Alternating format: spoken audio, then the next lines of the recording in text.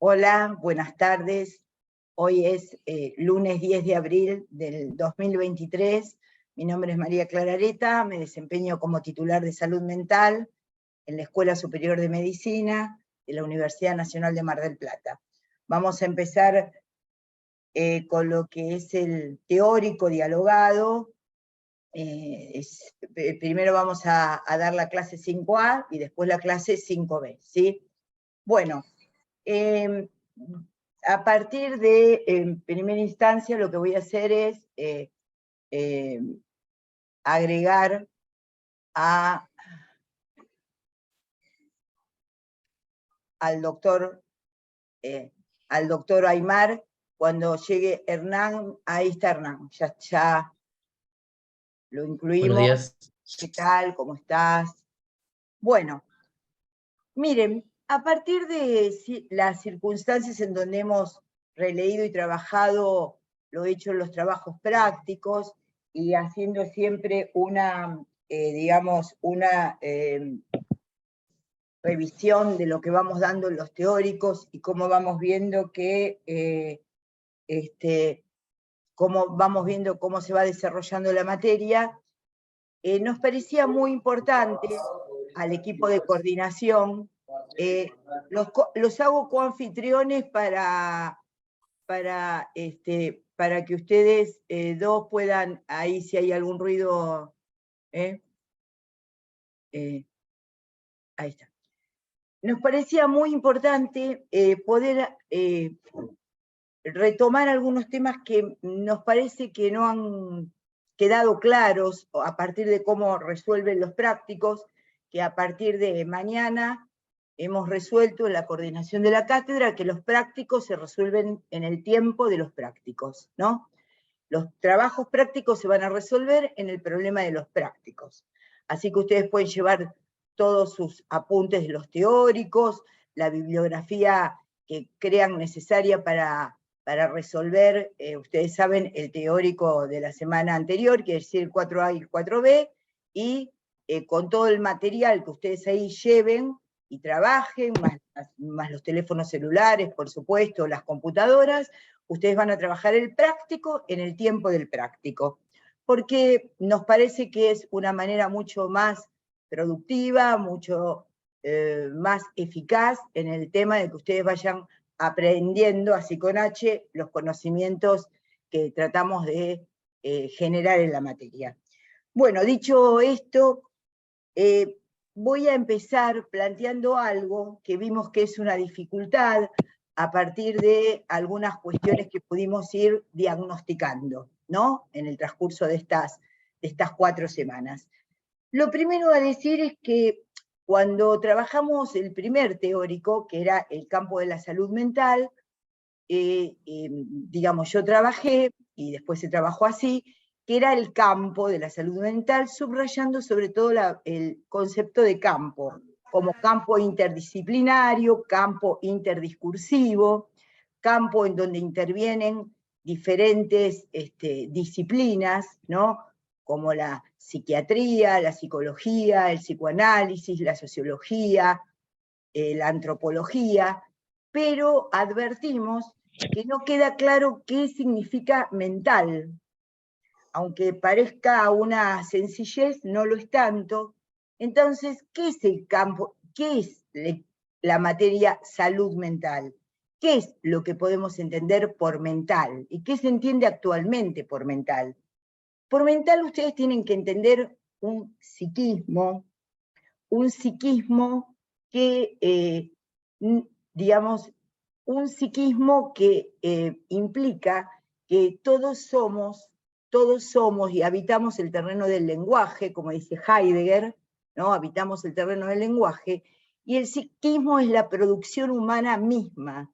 Digamos, el psiquismo está fundamentalmente relacionado con el lenguaje, y como ha definido Lacan, somos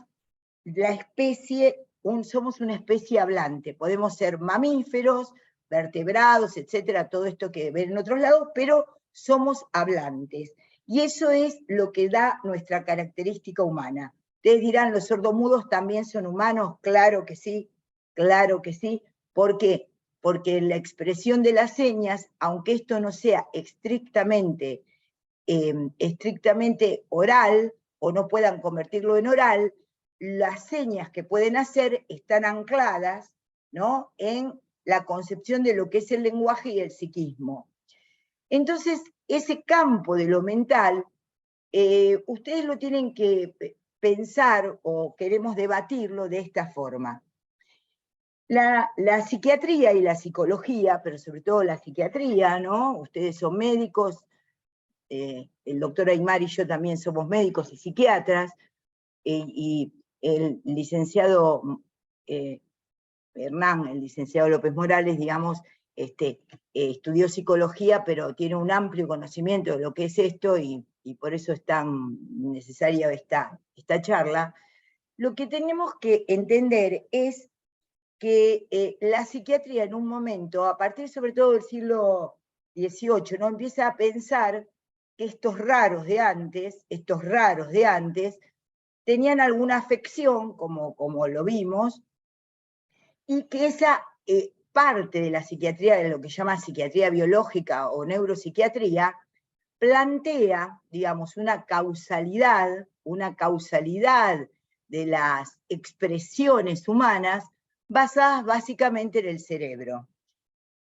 La línea de esta cátedra y la orientación de la carrera, lo que lleva es a que ustedes puedan pensar un sujeto, una persona, no solo sostenida en la materialidad del cerebro y del organismo, sino también una persona constituida, hecha por lo que es su historia, por lo que es la historia de su familia, por lo que es la historia de su país, por lo que es la historia y los acontecimientos que nos precedieron a nosotros como cada una de las personas que somos.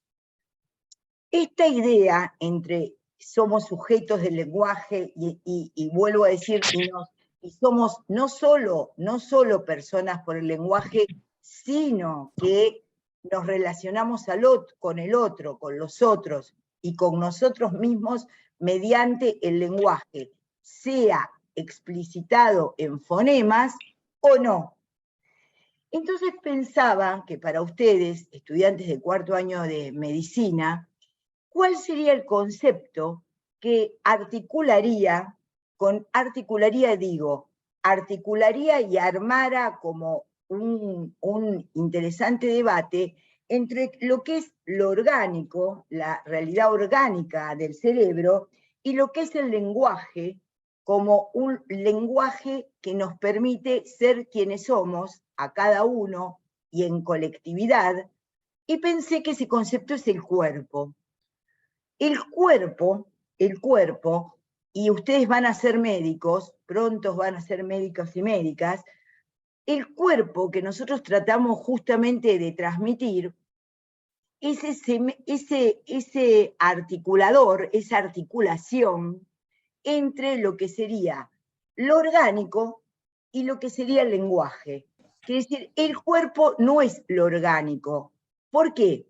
Porque el cuerpo no es lo orgánico, porque el cuerpo es la sede de nuestros sentimientos, de nuestras pulsiones. Recuerden que cuando estudiaron en Psicología Comunitaria, Social e Institucional, diferenciamos justamente que la pulsión no es el instinto, no es el instinto porque no es el instinto porque el instinto es animal, y la pulsión como tal se diferencia del instinto animal porque está tomada del lenguaje. Nosotros actuamos nuestras tendencias según seamos y según hablemos. Pero no solo según hablemos, nos constituimos como un cuerpo erótico, por ejemplo, un cuerpo que requiere del amor, padece el odio, padece la indiferencia o ejerce la indiferencia, justamente porque somos quienes somos cada uno por cómo hemos sido hablados. Quiere decir, la elección de nuestro nombre, cómo nos han hablado de niños. Ayer hablaba con un amigo y que decía, me decía, bueno, esto de por ahí qué sentido tenía festejarle los cumpleaños a los niños cuando son muy pequeños porque ellos no los recuerdan, que es otra de las cuestiones que hoy vamos a tratar, memoria. Y yo le decía que uno puede no recordar algo que a uno se le produjo cuando es niño, pero eso no deja de constituir quiénes somos. Quiere decir que hay situaciones, fenómenos, experiencias, vivencias, que no por solo hecho de no ser recordadas como tales, no dejan de constituirnos. Eso es lo que en psicología comunitaria, social e institucional también vimos con Freud y Lacan, en el sentido de que somos sujetos de la conciencia, pero también sujetos del inconsciente. ¿Y qué es el inconsciente? Es lo que, estructurado como un lenguaje, nos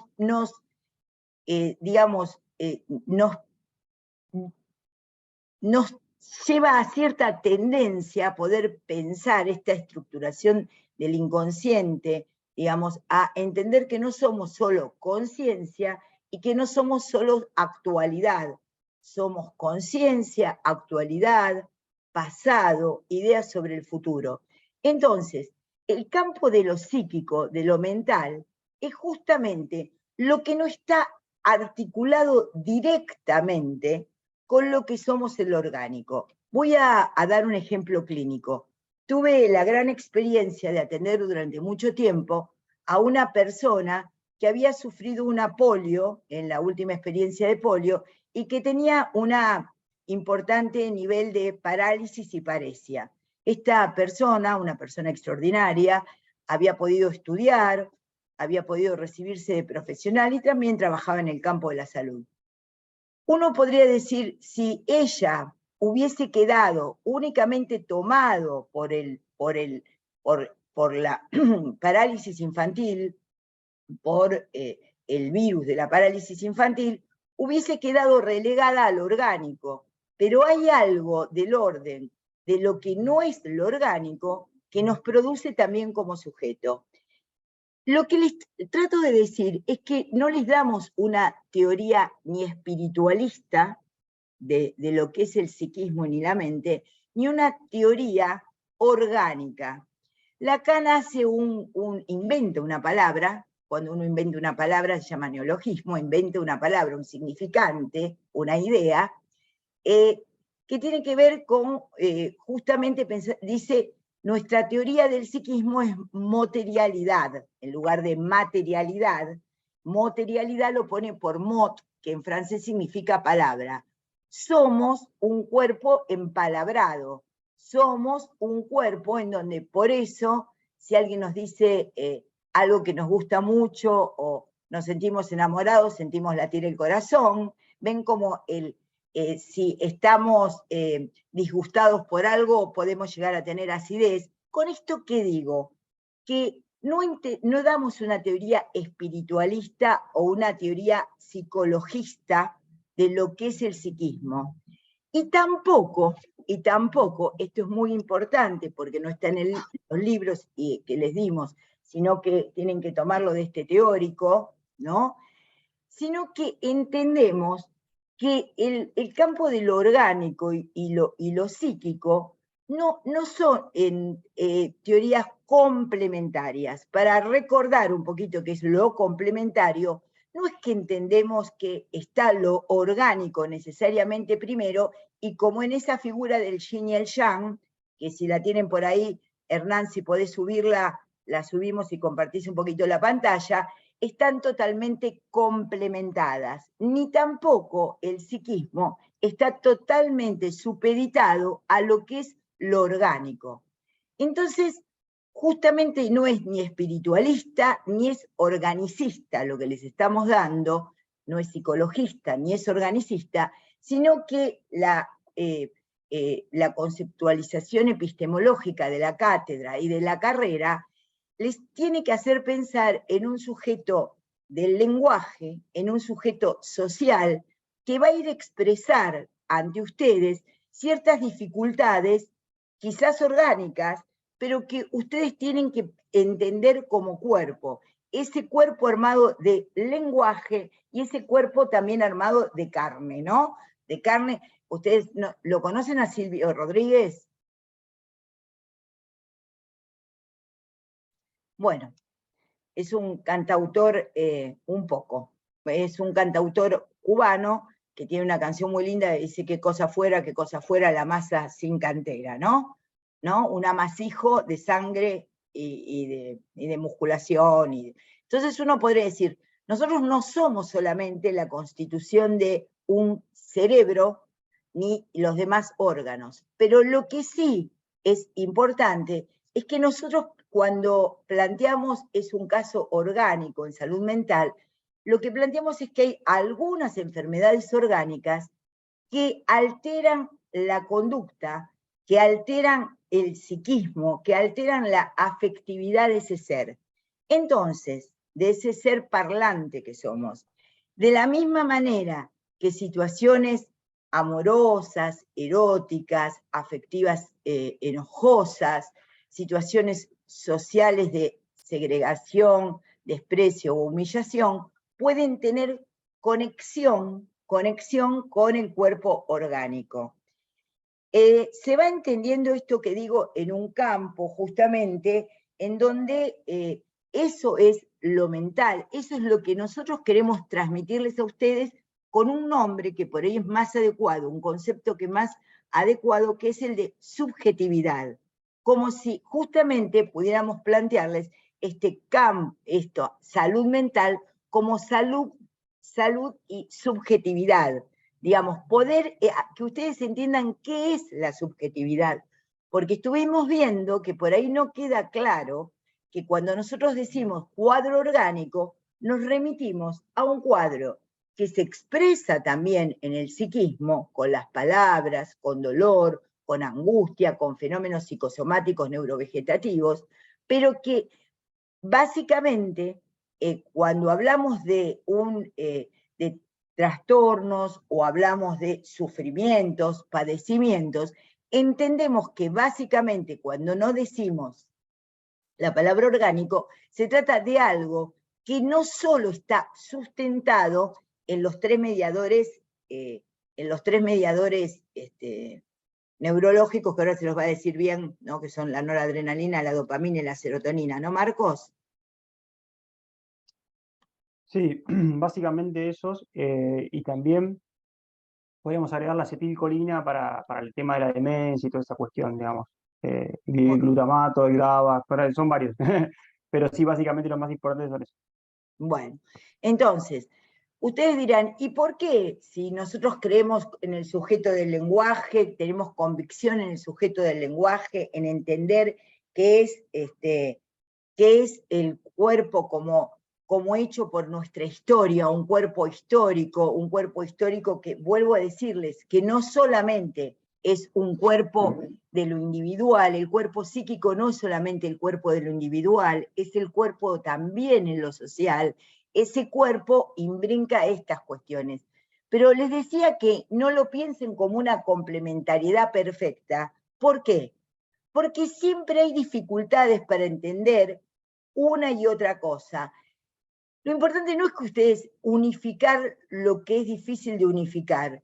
Lo importante es que ustedes como médicos y médicas puedan tolerar el nivel de conflicto que implican ciertos conceptos que son importantes y que a veces uno no termina de entender, pero lo importante es sostener bien la pregunta. La idea en salud mental es que ustedes aprendan a preguntarse, a preguntar y a intervenir desde estas ideas, desde estos conceptos que les estamos dando. ¿Y cómo se constituye este cuerpo, que sería el territorio articulador entre lo orgánico y el lenguaje? Ahora voy a eso, ahora voy a tomar eso. ¿Querés agregar algo más, Hernán, hacer algún comentario a esto que venimos diciendo?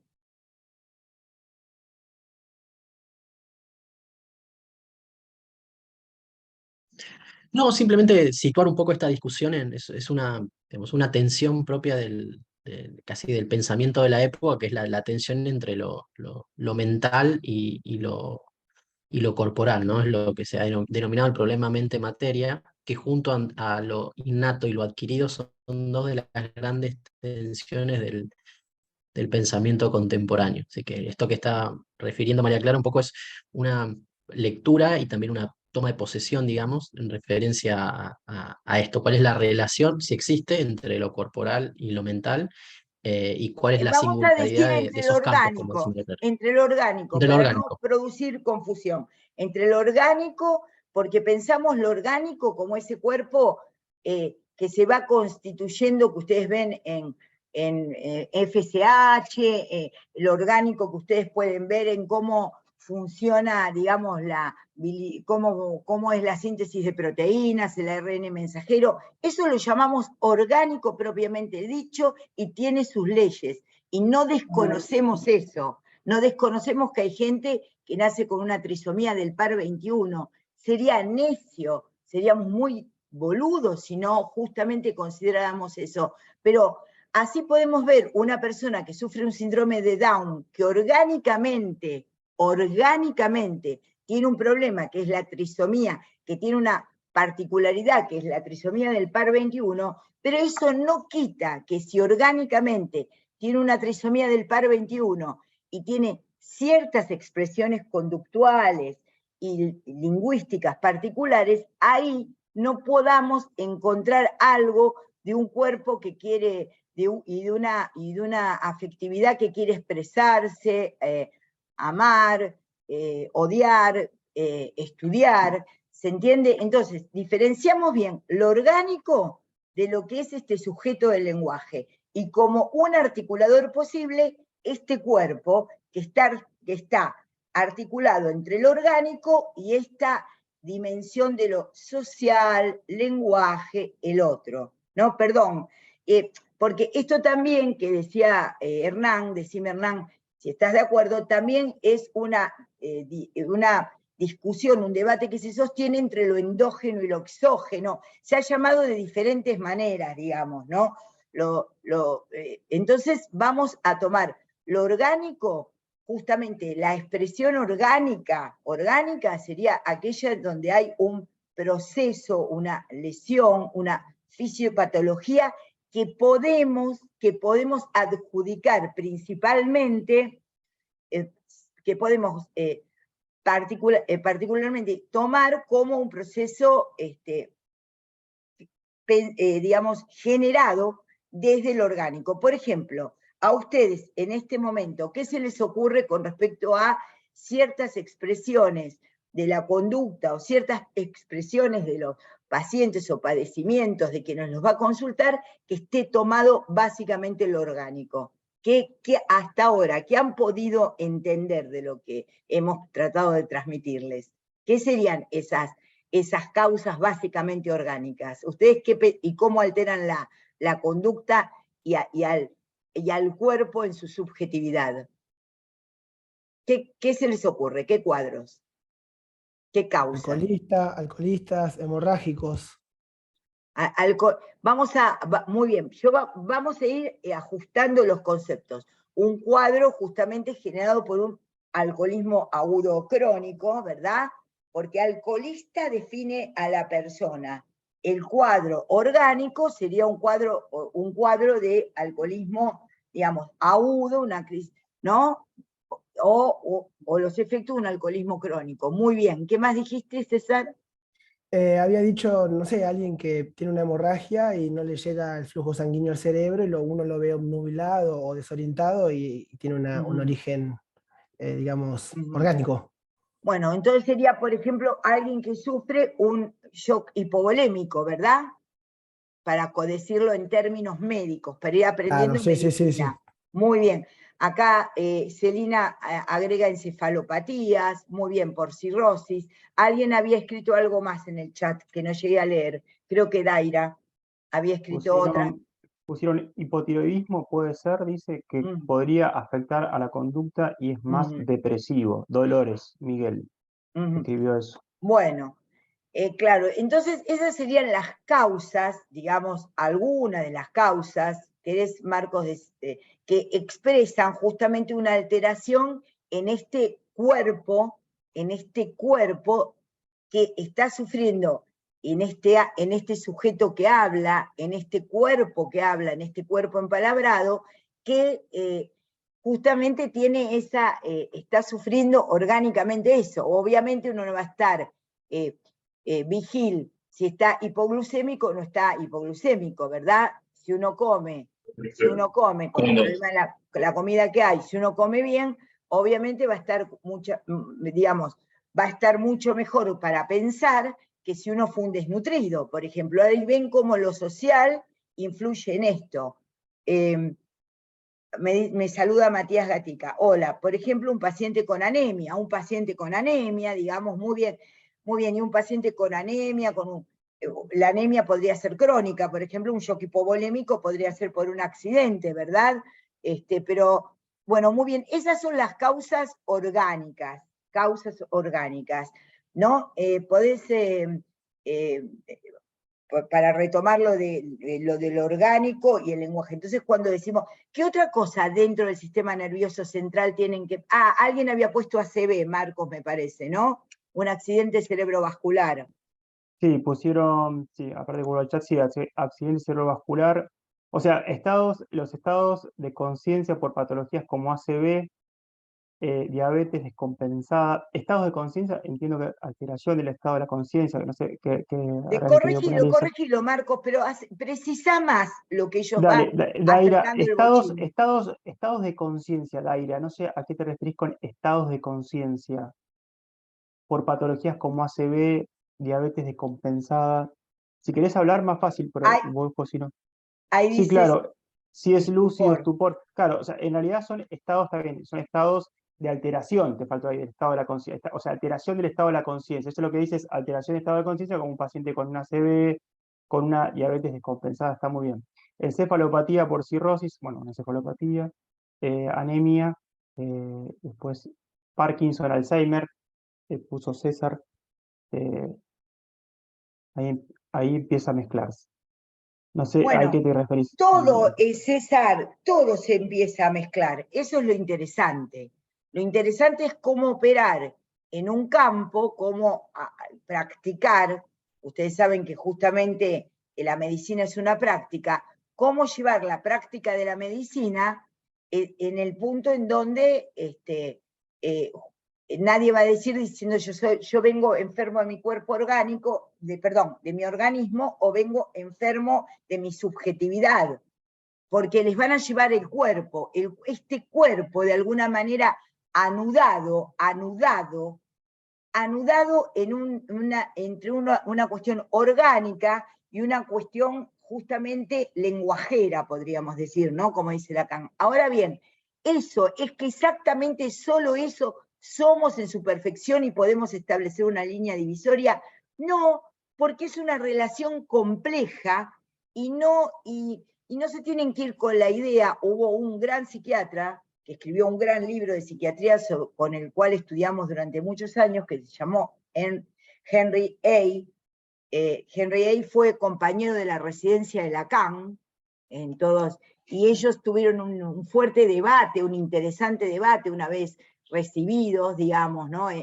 Porque Henry A. había planteado una teoría que se llamaba órgano dinamista. En esto planteaba la teoría de lo orgánico como sustento, se podría decir, de lo que es el psiquismo, articulado con las ideas de Freud. Entonces, Henry A., que es psiquiatra, autor de este gran libro de tratado de psiquiatría, que está todo roto de todo lo que lo he leído, digamos, ¿no? Este libro, el Henry A., miren, este es el libro, uno de los manuales de psiquiatría más tradicionales, del cual ha estudiado la gente de mi generación y sigue siendo un clásico de la psiquiatría para estudiar psiquiatría. Había creado la corriente órgano dinamista.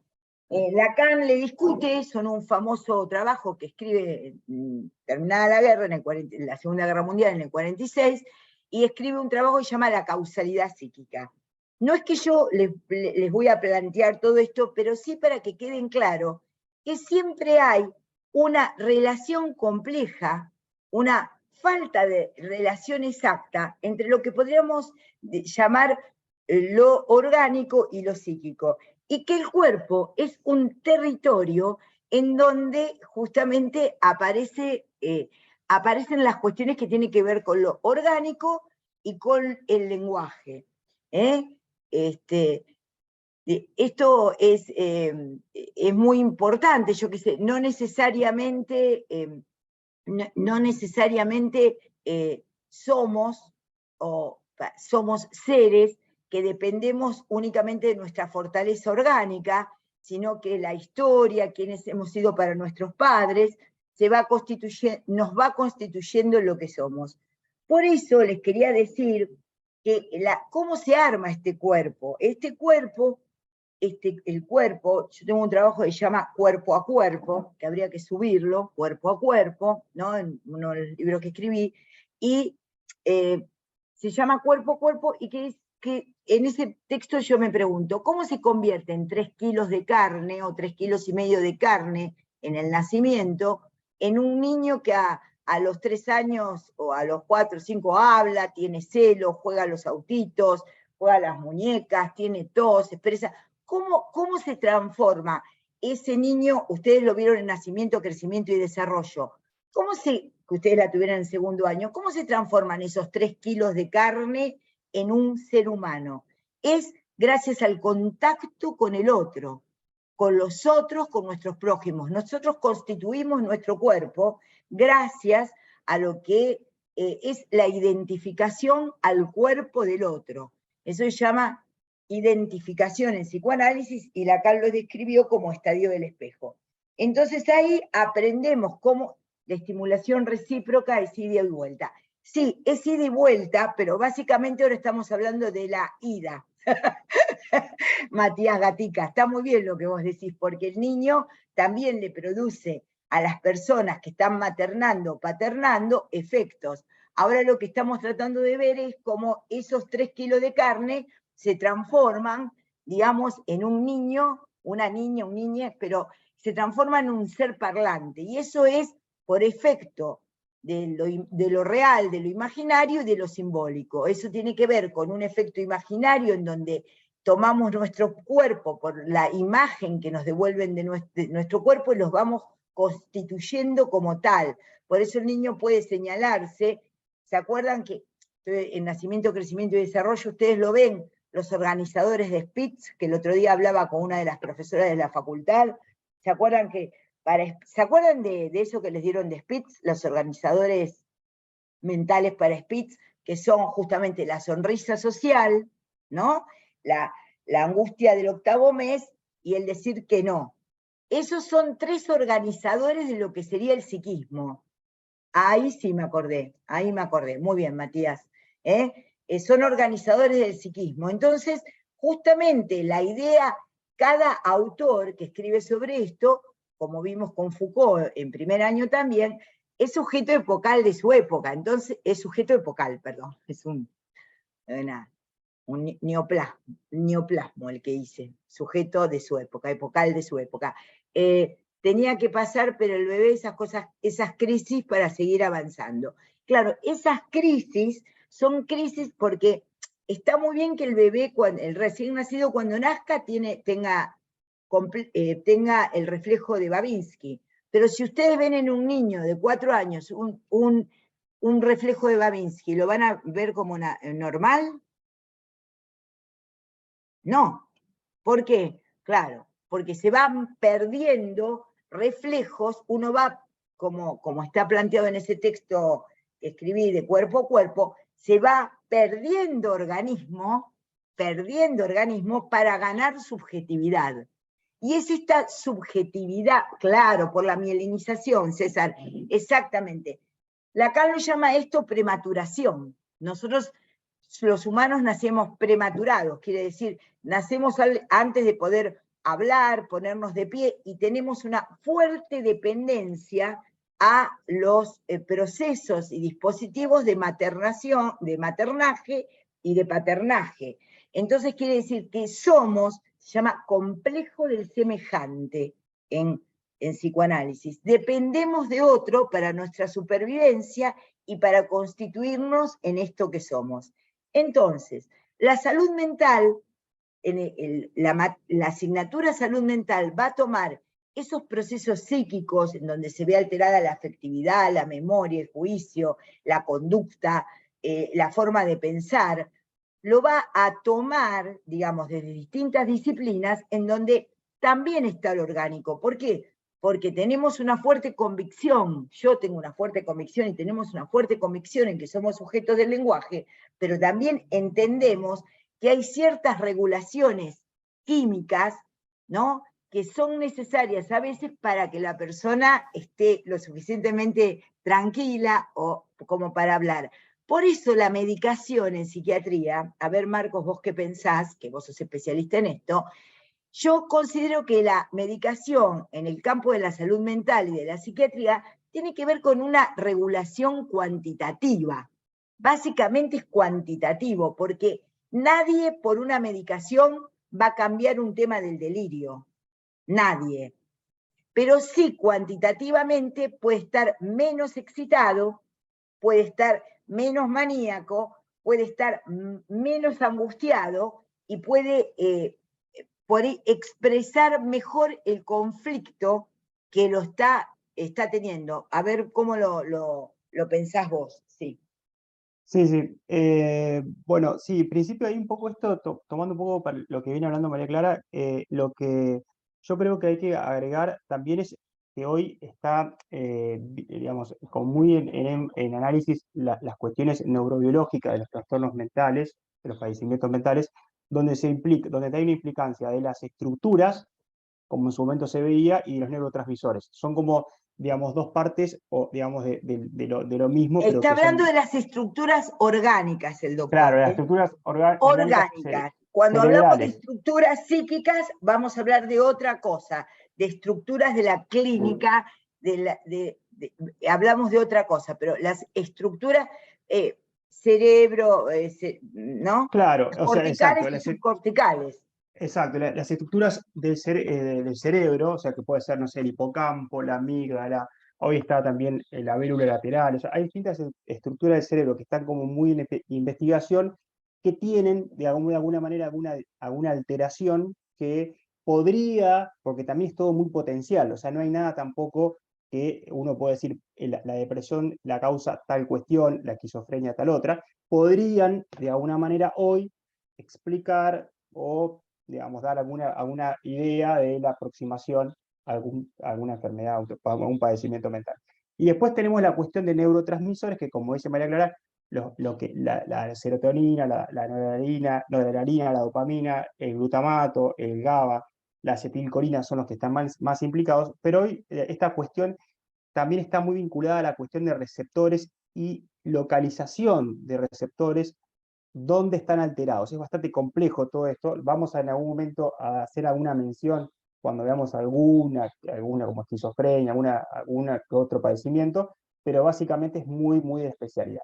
Pero lo que quería como agregar ahí un poco es eso, y como dice María Clara, los psicofármacos intentan de alguna manera regular estas alteraciones. Intentan regular, porque justamente lo que intentan hacer. O sea, de ahí a que lo regulen, porque hay muchas cosas que se desconocen. Pero lo que intentan hacer es, de alguna manera, llegar a producir algún equilibrio en este desajuste. Básicamente, así como muy, muy grueso. Ustedes fíjense cómo podemos hablar y cómo podemos articular esto, porque los dos, Marcos y yo somos médicos, Marcos, los dos somos psiquiatras, pero Marcos ha trabajado más sobre lo que es neuropsiquiatría, ¿verdad, Marcos? ¿Y cómo te definirías? Sí, yo después de la residencia sí hice una maestría en psiconeurofarmacología en Favaloro, y ahí, bueno, estudié un poquito más en detalle esta cuestión de la Exactamente, y neurobiología y todo. yo me he dedicado, justamente, he practicado siempre el psicoanálisis, pero ustedes ven cómo esto, digamos, cómo este debate, esta charla que podemos tener, vamos a incluirlo Hernán, que volvió a tener señal,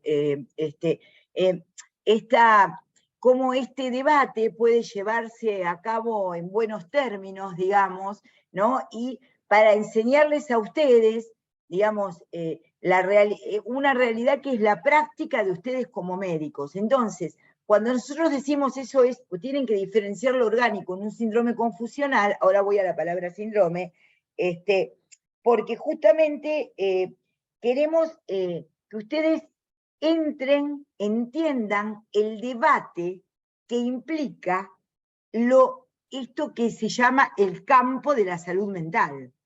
Porque no les podemos dar soluciones totales, pero justamente el buen médico y la buena médica son las que saben plantear preguntas y justamente posicionarse ante esto. No es lo mismo un paciente psicótico, esquizofrénico, tratado únicamente con medicación, que un paciente tratado con medicación, un paciente psicótico con medicación, con psicoterapia, con asamblea, ¿por qué? ¿No? Con reuniones de pacientes, con una disposición que es él para la familia, porque esto sería un reduccionismo absoluto, digamos, ¿no? Como algunas personas que se dicen que practican el psicoanálisis, les llega algún psicótico medicado, y para meter mano en lo que no saben, digamos, les dice, deje de tomar toda la medicación y el paciente se vuelve a brotar, porque eso lo sabemos perfectamente. O como aquellos reduccionistas dentro del organicismo, en donde solamente medican, son hacedores de recetas y el paciente se va sin poder hablar. ¿Entienden, estudiantes, esto que les estamos diciendo? Bueno. Bueno, gracias, Matías. No sé, porque quería tomar lo del cuerpo, bueno, este territorio, no sé si querés hacer algún comentario, Hernán. No nombramos en causa... No, Sí. No, es simplemente compartir esto que dice tanto Marcos como María Clara, y creo que un poco es esa atención al interior también de la formación que trae cada uno, ¿no? Es un tema por demás complejo, porque creo que sin caer en, digamos, el riesgo de caer en los reduccionismos hace que muchas veces uno sea muy, muy sensible a la hora de comunicar este tipo de planteos. Pero sí es importante dejar, digamos, planteado que es un debate abierto aún, ¿no? No hay forma de, ni los organicistas han logrado poder explicar el campo de lo mental a través de las estructuras del cerebro, ni aquellos que son más mentalistas han podido poder explicar lo mental por fuera de un sustento biológico, llámese cerebro, llámese cuerpo, ¿no? Entonces, creo que eso es interesante y creo que también apela a una forma discursiva también de trabajar sobre estos temas. Exactamente. Hay que ver cómo se incluye y se excluye las diferentes cuestiones, ¿me entienden? Porque yo puedo ser muy psicoanalista, pero si un tipo se cae por la escalera, tiene un episodio, un traumatismo cerebral, no le voy a decir hola, habla, te escucho, bueno, a ver qué te pasó, contame, porque obviamente voy a tener que decirle a alguien que le haga una tomografía y si está, ¿se entiende? Y alguien que está trabajando en un servicio y ve un psicótico, digo psicótico porque es la forma como más grave, podríamos decir, de la expresión de la patología mental, puede de ninguna manera dejar de considerar que sigue siendo un problema de lenguaje, de historia, de familiaridad, de comportamientos, ¿entiende? Entonces, esto es lo importante, porque habíamos entendido que no entendían cuando decíamos no, pero eso es orgánico, porque justamente nosotros lo decimos porque lo tenemos incorporado así, de que la mayoría de las patologías que ustedes van a ver, si es en la guardia, por ahí tienen que ver con alguna intoxicación, no sé, la expresión de un tumor cerebral, que no lo nombramos antes como una de las causas que podía dar, o una frontalización por demencia, digamos, ¿no? Etcétera, etcétera, pero que ustedes se van a encontrar con síntomas justamente que tienen que ver con ambas con situaciones que van a tener que definir en ese momento, van a tener que definir por diagnóstico cómo intervenir. Ese es el fin de la materia. Digamos, los demás, los que quieran hacer psiquiatría, psicoanálisis, dedicarse al campo de lo que es salud mental propiamente dicha, harán las especialidades y estudiarán psicoanálisis, pero el hecho es que nosotros estamos interesados en que ustedes puedan entender esto como médicos y médicas generalistas, ¿sí? Bueno, tomado esto, vieron que el articulador común, justamente, entonces vamos a llamar orgánico a lo que depende de las estructuras orgánicas cerebrales y también a los neurotransmisores, y vamos a llamar lenguaje a ese ámbito en donde gracias al lenguaje podemos sostener un discurso, quiere decir un vínculo con el otro, van a tener su territorio en algo que es propio del tratamiento de la medicina, que es justamente el territorio del cuerpo, ¿sí? Territorio del cuerpo implica esas cuestiones. Bueno, y justamente por eso en el trastorno, digamos, el lenguaje, porque básicamente es la entrevista la que va a definir muchísimas de estas cosas, porque ustedes no tienen audición de las alucinaciones, ni percusión de la afectividad, ni tomografía de los sentimientos, ni de los pensamientos, no hay ninguna práctica médica que pueda establecer qué es la función, cuáles son las funciones psíquicas. No hay ningún aparataje más que el dispositivo de la entrevista. La entrevista como parte de la consulta médica es central para que ustedes vean si esa persona está siendo violentada por otra, si esa persona está sufriendo un cuadro de duelo por alguna situación, y ahí ustedes justamente tienen que tomar esto. Quiero aclarar otra cosa más que vimos que no había quedado claro, en estas 4 primeras clases que dimos, que es la cuestión de la presentación, los síndromes, y ahora voy a tomar la otra palabra que Marcos tomó para estructuras orgánicas, ahora lo voy a tomar para estructuras psíquicas. Los síndromes son conjuntos de síntomas y signos que pueden estar expresando diferentes alteraciones. Esto también lo ven en medicina. Como les dije la semana pasada, todavía por ahí no lo vieron en clínica médica, pero lo van a ver. Que una persona tenga ictericia quiere decir que tenga una coloración amarilla de la piel y las mucosas, no quiere decir necesariamente que tenga una hepatitis. Puede tener una hepatitis, puede tener una anemia, puede tener una obstrucción posthepática, puede tener una intoxicación por alguna situación que le esté. Entonces, quiere decir que el síndrome es la presentación. Ahora, si viene una excitación psicomotriz, si alguien viene llorando y gritando a una guardia y con movimientos intempestivos, puse yo el año pasado en el examen y me preguntaban qué era intempestivos, no, la excitación psicomotriz justamente implica que el sujeto no puede hacerse cargo del cuerpo, ¿se entiende? Ahí se ve claramente como hay algo del orden en donde la subjetividad no le da una coordinación al cuerpo, ¿verdad? Entonces no puede quedarse tranquilo, no puede hablar con tranquilidad, y eso es y se muestra la atención está alterada, en un síndrome de excitación psicomotriz, justamente hay una alteración de la atención. ¿Qué alteración de la atención se les ocurre en un síndrome de psicomotriz, por ejemplo, de excitación psicomotriz? ¿Cómo va a estar el paciente? Si viene gritando, enojado o llorando. Felicitas, esto ya lo expliqué al comienzo de la clase. El práctico se realiza en el tiempo del práctico. No se suben más antes los trabajos prácticos. Es una decisión de la coordinación de la cátedra.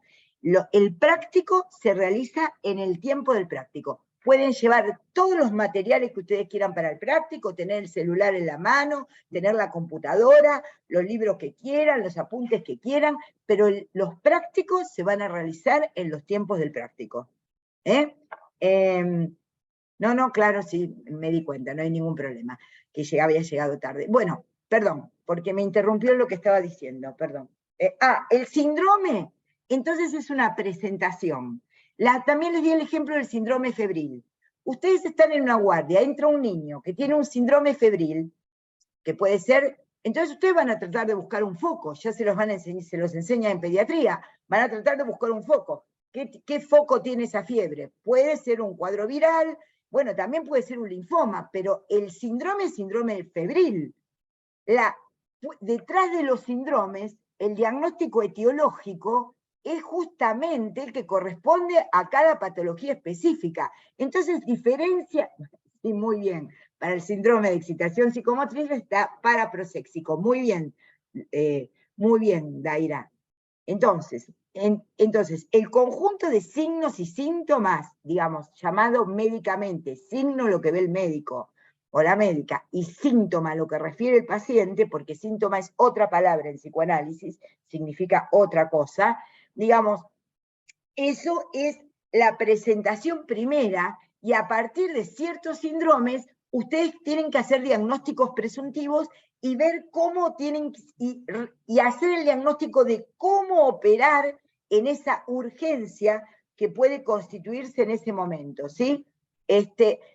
Entonces, una cosa es un síndrome, porque ustedes pueden ver un hombre o una mujer o una persona de sexualidad no definida o no binaria llorando, gritando, enojada, y ustedes tienen que diferenciar si es un cuadro histérico, ¿se entiende? Un cuadro de neurosis, o si es un cuadro que tiene que ver con un primer brote o que tiene que ver con una intoxicación.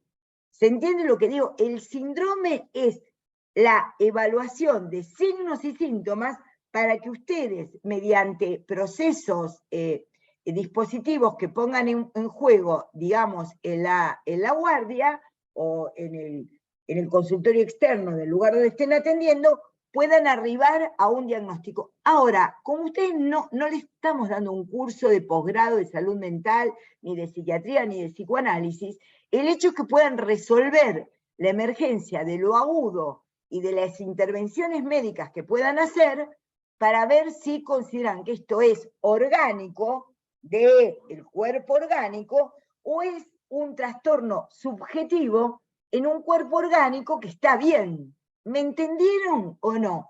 Porque después responden mal el final y el parcial. ¿Me entendieron? Si no, lo vuelvo a explicar. Bien. El síndrome, entonces, puede venir con un síndrome confusional.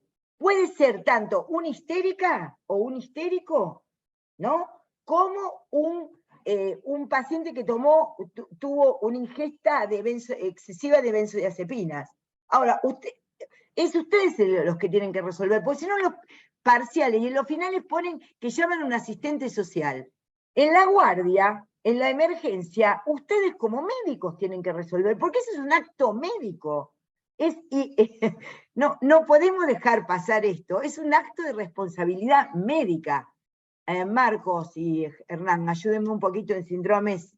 Sí, no, igual acá, sí, acá básicamente un poco eso. Yo estaba escuchándote, no sé si esto se me ocurre en este momento, pero como que, digamos, el síndrome en este caso, la excitación psicomotriz, sería algo como una mirada más como transversal, por decirlo de alguna manera, no sé si esto de todo correcto, ¿no? Y lo otro más longitudinal, o sea, ustedes, el cuadro no siempre puede pasar como en la intoxicación, que ya ahí todo sería más transversal, pero en general el cuadro clínico, digamos, obedece a algo más longitudinal, o sea, el paciente es esquizofrénico, histérico, tiene algo, digamos, históricamente de una determinada manera, y en un momento que ustedes lo van a ver en la guardia, por eso una mirada más transversal, aparece, en este caso, hablando puntualmente del síndrome de excitación psicomotriz, ¿no? Aparece la excitación psicomotriz. Y como le decía María Clara, la conducta terapéutica, la importancia del diagnóstico de este cuadro, o confusional, o el que sea, es porque la terapéutica va a variar. Como decía ella, si hay una persona que hizo una intoxicación con benzodiazepinas, el tratamiento va a ser uno diferente al que está en abstinencia, por ejemplo, por benzodiazepinas. Entonces, bueno, o si tiene, no sé, una infección, el tratamiento va a ser etiológico del cuadro infeccioso, bueno, si es hormonal o si es traumático. Muchas veces la resolución del cuadro orgánico resuelve la crisis, ¿no? O sea, y uno si solamente se dedica a tratar, digamos, el cuadro y no busca la causa, esto es en medicina, pero acá esto es medicina también, o sea, la salud mental parte es parte de la medicina, ustedes están estudiando medicina, la resolución muchas veces del cuadro, o del síndrome en este caso, tiene que ver con la restitución del cuadro teológico, ¿no? Entonces, a veces hay que mirarlo porque la terapéutica va a variar, pero tienen que hacer primero, antes de pensar en la terapéutica, el diagnóstico, ¿no? Y aparte que ustedes van a resolver en la guardia, en la urgencia o en el consultorio externo hasta cierto punto, después los van a derivar. Si ustedes, excepto que sean trabajadores de la salud mental, sean psiquiatras, psicoanalistas, ¿me entiendes? Si no, los derivan. Eso implica la derivación. Por ejemplo, me acuerdo una vez de una persona que me consultó, hará de esto unos 15, 20 años atrás, porque me dijo que la cuñada estaba teniendo conductas extrañas de vaciar todas las alacenas, ¿no? Y que hablaba incoherencias. Bueno, me acuerdo que era, yo qué sé, junio, de esos que llueve, Mar del Plata, frío, yo atendía en un consultorio del centro, me fui hasta zona norte de Mar del Plata, y me encuentro con una mujer joven de 37, 38 años, justamente histérica, ¿no? Y tenía diagnóstico de HIV. Ustedes saben que los pacientes con HIV se resuelve, digamos, pueden hacer un cuadro de enfermedad SIDA o no, pero era evidente que lo que tenía era una encefalopatía. Tenía una encefalopatía, pero ¿a quién llamaron a un psiquiatra? Tuvimos que internarla en el IGA en ese momento, lamentablemente, después de 2 semanas de estar internada, falleció, porque los antirretrovirales no eran los mismos hace 20 años que ahora, pero ustedes se dan cuenta cómo la alteración de la conducta, la rareza que ella presentaba, la incoherencia en su decir, lo llevó a consultar a un psiquiatra. Bueno, en ese momento hubo que hacer el diagnóstico que era una encefalopatía. Por ahí, previo a esta encefalopatía por HIV, ¿no? Ella lo que tenía era una estructura neurótica, pero en ese momento lo que estaba predominando y lo que hacía urgencia y lo que había que atender era que necesariamente hubo que, bueno, llamé a Liga, la llevamos, ya digo, estuvo internada, lamentablemente no se pudo hacer nada, hicieron todo lo que pudieron hacer, pero no le pudieron salvar la vida porque era un cuadro era un cuadro avanzado de SIDA como enfermedad, justamente que estaba haciendo un cuadro encefalopático. Entonces, si viene alguien llorando, ¿se entiende? De esa manera, la chica estaba llorando, me decía incoherencias, digamos, me decía cosas deliroides, pero era evidente que lo que prevalecía era un cuadro orgánico. Ahora, yo voy a suponer que esa persona no tiene subjetividad o que no es sujeto del lenguaje. Justamente sí, como decía la doctora Lía Ricón, que fue una de mis maestras en psiquiatría, sí, el alcoholismo da animales chiquititos como alucinaciones ópseas. Por ahí el que está más en la cotidianeidad de la Argentina siempre ve hormigas, pero también los que fueron al Caribe y tienen plata ven pececitos chiquitos. Ven como ahí aparece esta microsopsia del alcoholismo agudo de una manera o de otra, bueno, porque también la expresión en la alucinación tiene que ver con algo de lo que estamos constituidos en el lenguaje. Entonces, claro, generan síntomas, claro, hay, digamos, lo que ustedes tienen que en ese momento diagnosticar, muchachos, ustedes me atienden porque si no veo muy interrumpido no puedo dar la clase si yo me ocupo del chat. El chat. Sí. Porque quiero decirles esto para ir terminando esta clase unos minutitos y tomamos 5 minutos de recreo. Y ustedes se mueven, caminamos y hacemos ejercicios, ¿sí? Calistémicos o eutónicos o lo que corresponda. Lo que quiero decirles es esto.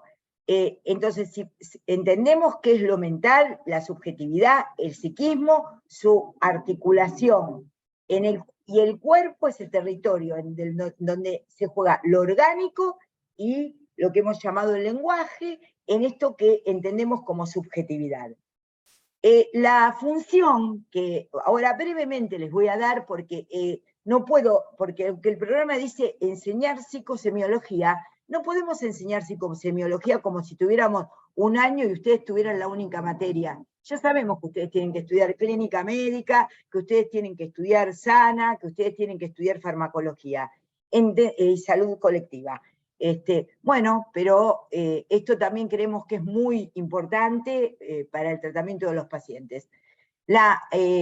Voy a tomar brevemente la memoria para que quede establecido, y la memoria, vamos a definirla así como la define Meta, que me parece muy interesante. Es la función psíquica, ¿no?, que se encarga de fijar, retener y evocar diferentes vivencias.